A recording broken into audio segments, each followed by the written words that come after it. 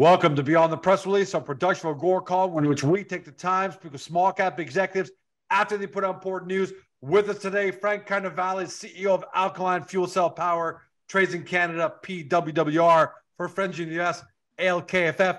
For those new to the story, if you're a clean tech small cap investor and you're looking for exposure to the unstoppable paradigm shift towards clean tech, guys, we know what's coming. We see what's happening in electric vehicles. We see what's happening in nuclear, and it's happening with hydrogen and fuel cells as well. So if you're looking for exposure to it, but don't want to be fully exposed to just, is it going to work out or not, the big hockey stick move, you're going to love this interview with Alkaline Fuel Cell because they've got what I call the 1, 2, 3 business plan. One, they got a current business right now, traditional heat and power business, a pipeline of potential contracts with $50 million in it. They've also got the near-term business, which are fuel cell generators for backup and off-grid applications. That's B2B, ideal, for example, for diesel generators, diesel generator customers that need to eliminate emissions. Perfect. And then finally, they have the long tail, the hockey stick, mega growth potential with their hydrogen-powered fuel cell for the consumer market. That's for you and I, and that's targeting customers in residential, small, medium-sized power markets. And that's competing. That's a micro heat and power solution that's competing with Tesla's Powerwall to power people at home. And more than just lip service, revenue for the first 9 months of 2022, $134,000 already. So they're not just talking the talk, they're walking the walk. Big news out today. Frank, welcome back, my friend. Thank you very much, George, for that intro. Hope you're well. Hey, great. Love the news. Another LOI, and this time with a hydro company, Festival Hydro, west of us, obviously here in Toronto, to pilot the Jupiter 1.0 fuel cell. Before we get into all that, I want people to understand, who is Festival Hydro? Because this is just George Com Electric or something. Who is Festival Hydro and why are they so important to this? Well, one, Festival Hydro is a rate-regulated electric utility, right? So there are many of them, and they almost have like franchise networks. So in this case, it's Stratford, Ontario, and a number of surrounding local communities. I believe well over 20,000 customers. They're a well-known electric utility that is pretty innovative in their own rights of what they do within their grid, and that's who we signed this LOI with. And their president CEO, Jeff Graham, had this to say. So given who Festival Hydro is, he said this, which I thought was great. This partnership represents a significant step forward in our efforts to promote clean energy and sustainable development while providing our customers with reliable and affordable electricity. I mean, that's one of the best endorsements I've heard of the company or technology yet. And you've had a number of LOIs. What does it feel like for a president CEO of a hydro company, a regulated hydro company in Ontario, to say something like that about your tech? It feels great. I know a lot of these CEOs, and it was just great to do a deal with Festival Hydro first. Many more want to do deals. Wow. They're credit worthy, right? So for me, that was critical. I can go after other customers, other retailers, but how do you get an organization that is credit worthy in the eyes of funders and debt and various markets? I'm trying to de-risk this business. Second thing is, and I've been critical, and I've put out other blogs, critical of the utility industry. And I know them well, but I've been critical of them because yes, we all need to decarbonize the grid. I get it. That's a strategy in North America. Decarbonize it. It means there's a lot of repetitive and redundant infrastructure you have to build into it to make sure that when everyone turns on their plug-in car, or they're gonna, be a prosumer and put solar to the grid, or consume more at night, or whenever they're going to do it, it's making it trickier for electric utilities to manage that capacity and those loads. So if we do nothing, we know a lot of utilities like Toronto Hydro and others would spend a lot more, maybe double, triple what's currently spent in the grid in infrastructure to decarbonize it. What does that mean to the end consumer? It means rates are going to go through the roof.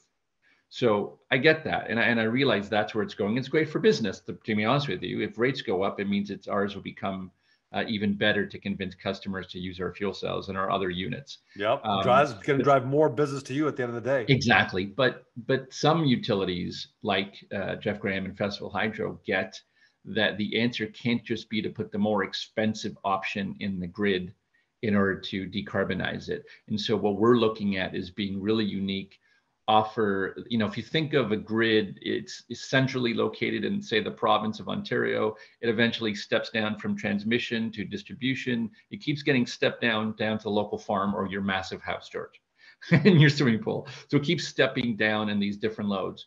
And what ends up happening now is when all of a sudden solar or wind or batteries or EVs are all on the back end of that system, they're all downstream on the farm and your property, they cause havoc to the grid to deal with that. They don't know if the power is coming or going. And some utilities like Festival Hydro get that if we put our fuel cell, and in this case, say ammonia cracking technology, ammonia storage, and we put it on your site, near their transformers, near their substations, and we use that capacity of power to deliver to those customers when they need it in those situations, then it's a far lower cost solution for the grid to deploy than what others are considering. And at the end of the day, it's about the affordability to the end consumer. So we're really excited that they get that picture and big picture here. Say this goes well with Festival Hydro in 2023, roll this out, and this goes well with them. It means we're building a business case to going to every other electric utility and saying, how do we deploy this within your grids and scale the hell out of this thing? And you got to start somewhere, right? The amazing thing is I've seen this with great tech companies before. Yeah. For example, we have an augmented reality company that started with the local Erie Otters 3-4 years ago, now doing the Baltimore Ravens, because you got to start somewhere. So is this an amazing, even though people might say, okay, Festival Hydro, great hydro company, smaller, but regulated, but still small. Do they realize the significance of this, and and how important is it to you that this is a great first step on the utilities, because the utility channel, right, is a very special one for you. Yeah. Well, the utility channel, the people that know in the utility industry know that Festival Hydro has always led, one of the leaders from a technology perspective. So we're quite excited to be working with them, even for their size. In fact, some would argue for their size, they're more nimble to be able to do things like this compared to others. So the industry knows this is important, and this was a big deal to do this LOI with Festival Hydro. So we're really excited at what this can mean in the coming months and year. It also tells me another thing, Frank, as I'm looking at this from my eyes, is the word is obviously getting out, because there are a lot of companies, George Com Energy, and I've got a great idea, and I think I've got great tech, but I can't get the word out, let alone 4 pilots in this short amount of time. So what should this be telling the market, your shareholders, about the fact that you're able to get the word out to the point that you're getting LOI signed with three partners up to now, the more like on the technology side, and now one hydro company? Well, it says when I started now, I guess about 11 months ago, when I started in this role, there was a clear understanding of, from my perspective, of we know we had a very cost-effective solution once we got this thing to market. We knew we could probably undermine a lot of the current rate structures or what exists from utilities or from Tesla and other competitors. But it was making sure they understood that. So what this is now is having a number of months of having conversations about our fuel cell capabilities and where we're likely to end up from a price point. It opened up Pandora's box, where they realized, how do we start deploying with it and not just compete with it? You always have an option, friend or foe. And many, they're saying, no, we can be friendly with this technology and how we deploy hydrogen, in this case, even ammonia cracking turns into hydrogen, our fuel cell, and how we deploy it. It's also exciting with, we had Cobin Systems, is this artificial intelligence, it's called Genius, this electrical panel, this breaker panel that we're also partnered with. And so we certainly are looking to deploy that in this pilot as well. And again, it's when you're switching from one power source or another, there has to be a cop. There has to be a transit cop or a traffic cop who's making that determination and is allowing that switching to occur effectively. So we're thinking ahead, understanding who are the right partners, what's going to get us there. And it can't just be, and I've said this from day one, if we just deploy a pilot, you deployed a pilot. We're deploying pilots to build the best business cases to get our product and our sales to market the quickest possible. Can you talk to us a little bit how the progress of the other LOI JVs are going? And then lastly, with this one, what the next steps will be for? How do you move forward with this one? But how are the other 3 looking so far? So 2 of those LOIs are, so with AmPower, the ammonia cracking technology, part of how we're packaging this to this utility and what we think could play well with other utilities is the idea that you can have stored ammonia on site. Takes up small space, 1/5 the size of equivalent in hydrogen storage. So AmPower is intended through us. We'll purchase a unit that'll be part of this pilot. So that's our expectation at this point. And Coben Systems is that AI, that smart electrical panel that we'd also like to use and how we integrate this on this one particular site. So we're looking at those two LOIs and see them as part of this. With respect to, a pure hydrogen play or extracting hydrogen, a lot of that for what we signed originally with Progressive Clean Technologies is really contingent on hydrogen being injected in some natural gas pipeline. So that's really out of our control, but there's other things we're working on that we think we can bring hydrogen directly to a site, and we'll continue to work on that. The goal now is to identify a number of pilot sites, actual sites where we can deploy that also help build the business cases around those and channels and potential sales partnerships. We believe those channels demonstrating the business cases, demonstrating those successes, will help then enable other partners to step up and say, we want that market, we want to work with you, which then enables us to really speed up the manufacturing and mass production capabilities. So there's certainly a link here. The most important question I have is, when will you have a power source ready to go for pools specifically? Because that's what I want, that application. I want that market. Yeah. I mean, part of the objective is in having our Jupiter 1.0 is that it does produce heat as part of, the operation. So there's this byproduct of having heat in addition to the power. So as soon as we get, a pilot done and we can demonstrate to homeowners and others how valid it is and how valuable it could be to them, as soon as we get production to bring them to either retail on, in stores, on shelves, or directly to consumers, we can't wait to start marketing them to people like yourself, where you can run it, you can run your backup or your peaking power. And as you run it, you're creating free heating for your swimming pool as well. So hopefully, and obviously I'm saying that partly tongue in cheek, but also in a way of talking about when you think you might get to that B2C market, because you're doing really great on the current, on the near term, you're doing well. And it's that long-term, long tail B2C market that I'm really particular, but it sounds like. Yeah. And I think the just remind everyone, we came up with our 2023 strategic priorities. And those priorities were, in this case, was really reduce the cash burn on the fuel cell part of the business. And we did that. And we're still dealing with some of those ramifications, but we did that. And to make sure we match when we spend money on the fuel cell part of the business, like this pilot, it's directly linked to the speed to which we can get some revenue in the door. So we're trying to match that. And I think we're doing a pretty good job. And there's more news in the coming days and weeks on that.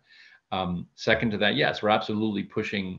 How do we get more assets? How do we grow the business, get to an EBITDA positive position as quickly as we can? And there'll be more news on that, but we're really excited at what the opportunities are there from a clean tech perspective.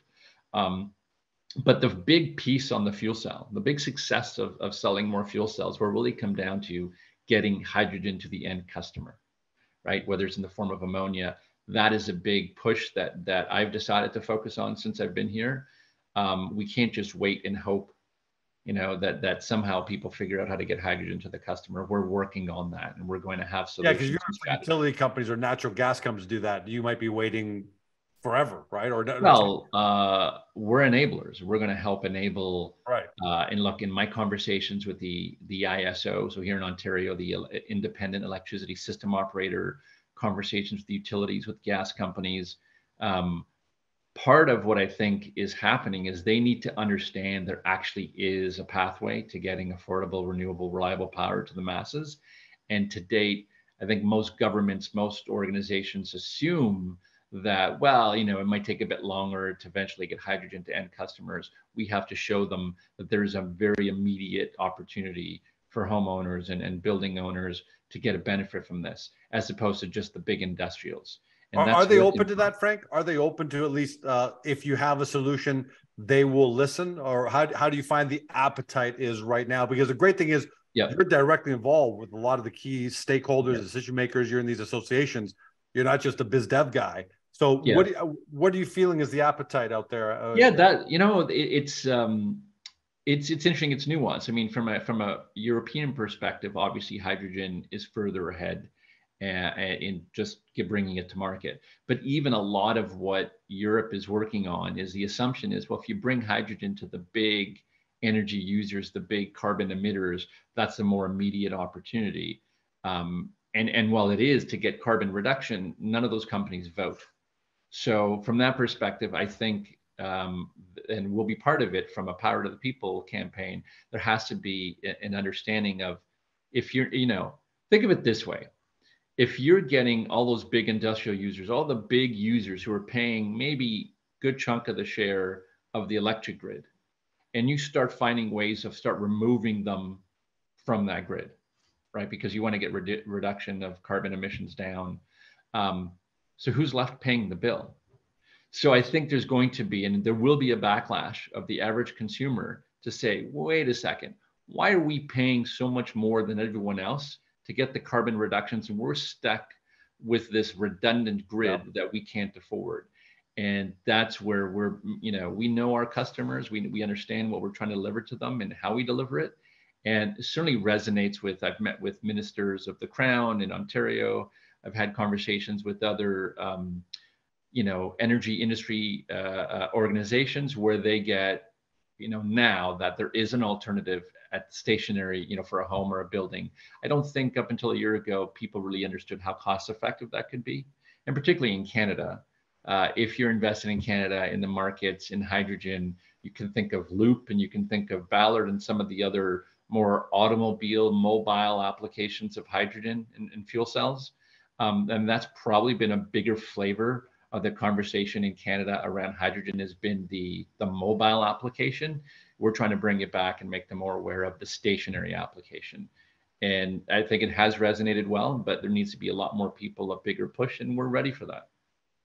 But it sounds like the table is being set for you. It's not there yet, but it's in the process of being set. Well, George, having been a lobbyist for about 20 years, the table is set, the dishes are out, and we're ready to go get our fair share ourselves. Hey, never mind. Off conversation for a second. But the other day I was watching the Supercar Blondie, one of the biggest car channels on YouTube, with my daughter, and I saw the first hydrogen power supercar. It was unbelievable. It's a $3 million hydrogen powered supercar. So I know that doesn't have anything to do with your where you're going, but just great that things like that permeate into the minds of the rest of us and say, hey, hydrogen is good. Look, the one downside of the fuel cell market here is that I don't think the average consumer, never mind the average investor, even know what a fuel cell is. And that's a whole other challenge. And so focusing on what matters is, well, how cost effective is it for you? Is it affordable for you? If it's more affordable than the alternative, then we'll have our day. And we continue to push the benefits and the value proposition to the end consumers and to the partners as well.